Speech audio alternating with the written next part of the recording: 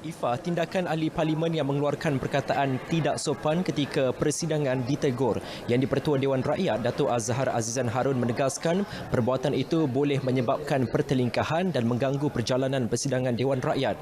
Datuk Azhar menegaskan perkara itu sebelum sesi pertanyaan-pertanyaan menteri MQT.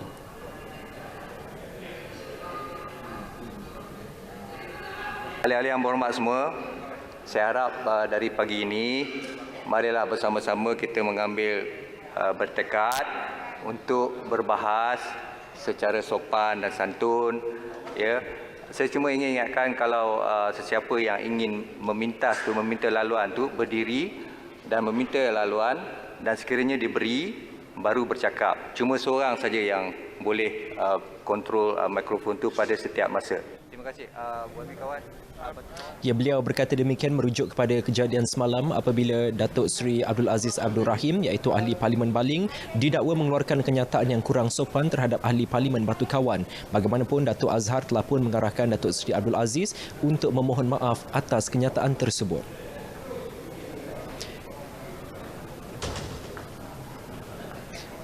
Baik, saudara, kerajaan tidak sewenang-wenangnya memberikan taraf kewarganegaraan Malaysia kepada individu tanpa status. Tegas Menteri Dalam Negeri Datuk Seri Hamzah Zainuddin, setiap permohonan akan diteliti dan disahkan sebelum kelulusan diberikan.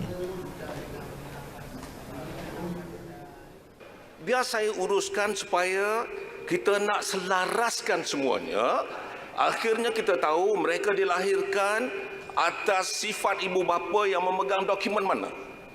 Itu yang kita nak selaraskan. Bukan saya nak berikan orang semata-mata.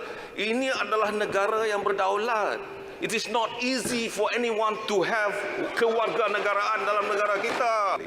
Yang penting kepada kita adalah untuk menentukan supaya anak-anak yang stateless ini kita tengok.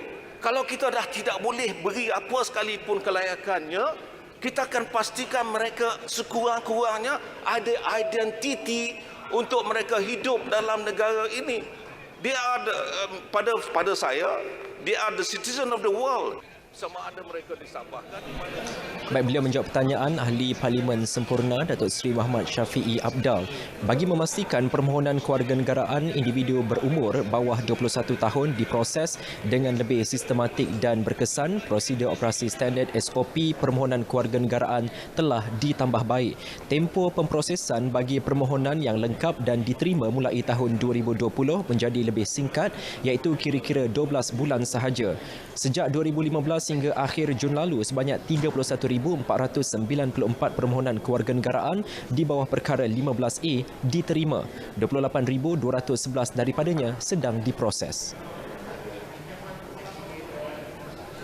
Baik, saudara, kerajaan memutuskan cadangan penebusan ganti cuti rehat atau GCR kepada wang tunai selama 75 hari bagi penjawat awam yang telah berkhidmat selama 15 tahun ke atas dikaji semula. Cadangan itu dikemukakan sebelum ini ketika pembentangan Belanjawan 2020.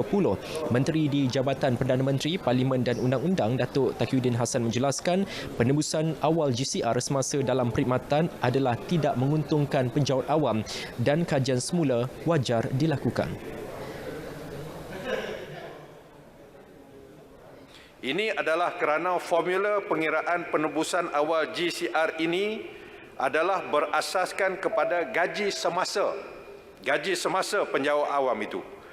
Jumlah yang diterima menerusi penebusan awal semasa dalam perkhidmatan didapati lebih jauh rendah berbanding dengan semasa mereka bersara, kerana gaji akhir yang diterima ketika mereka bersara adalah lebih tinggi.